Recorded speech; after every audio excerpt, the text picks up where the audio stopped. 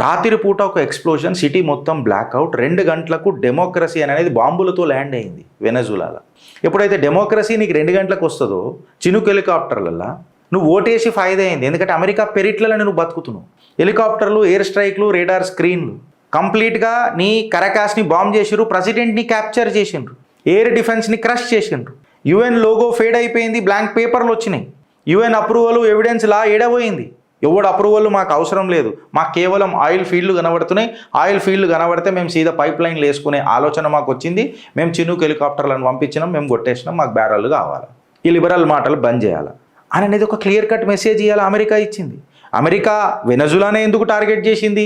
30 నిమిషాల పాటు 150 హెలికాప్టర్లను ఎందుకు పంపింది? వెనజులా ఏం చేయలేకపోయింది? అలా పవర్ గ్రిడ్ని బ్లాక్ చేసిరు, ఎయిర్ డిఫెన్స్ని మొత్తం న్యూట్రలైజ్ చేసిరు అని అంటే ప్రపంచంలో ఉన్న ఆయిల్ రిజర్వ్స్ మొత్తం మ్యాక్సిమం గానే మంచుకున్నాయట. 300 బిలియన్ బ్యారెల్ల ఆయిల్ అంట. మళ్ళీ ఇది అమెరికా డైరెక్ట్గా కబ్జా చేసేసిందా, లేకపోతే నిజంగా ఆడ డ్రగ్ ట్రాఫికింగ్ మనకు కనబడ్డదా? ఇక అది ట్రంపే మాట్లాడాలా. మొట్టమొదటి ప్రెసిడెంట్ అయ్యిండు ట్రంప్. సంవత్సరంలో 3 దేశాల మీద బాంబులు వేసేది నాకు తెలిసి అమెరికా చరిత్రలో. Last but not the least, Venezuela కూడా ఏం తగ్గేది లేదని చెప్పి డిసైడ్ అయింది. మేము ఇంకో ప్రెసిడెంట్ ఎన్నుకుంటున్నాం, మా పరిపాలన మేము చూసుకుంటాం, నువ్వు ఓవడరా అని మాట్లాడనీకే రిటాలియేషన్ మొదలైంది.